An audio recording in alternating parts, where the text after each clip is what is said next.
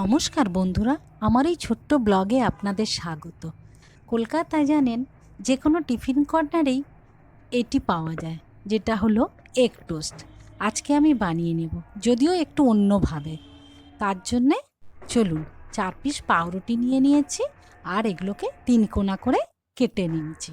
এদিকে ডিমটাতে পেঁয়াজ, কাঁচা লঙ্কা, টমেটো দিয়ে একটা ব্যাটার তৈরি করে নিয়েছি। এদিকে তেল গরম করতে দিয়েছি আর ওই 3 কোনা ব্রেডটা ডিমের মধ্যে উল্টে পাল্টে লাগিয়ে নিয়ে তেলের মধ্যে দিয়ে দিয়েছি। এইভাবে একটা একটা করে সব টুকরোগুলোই তেলের মধ্যে সাজিয়ে দেব। দেখুন, আস্তে আস্তে করে দিয়ে দিলাম। তারপর এই পাটটা একটু ভাজা হলেই হালকা করে ওই দিকটাও ভেজে নেব। মোটামুটি রেডি হয়ে গেল। দেখুন, এটা বাচ্চাদের খুবই পছন্দের এবং খুব তাড়াতাড়ি হয়েও যায়। আপনারাও চাইলে ট্রাই করতে পারেন। ভালো থাকবেন, পরের ব্লগে দেখা হবে।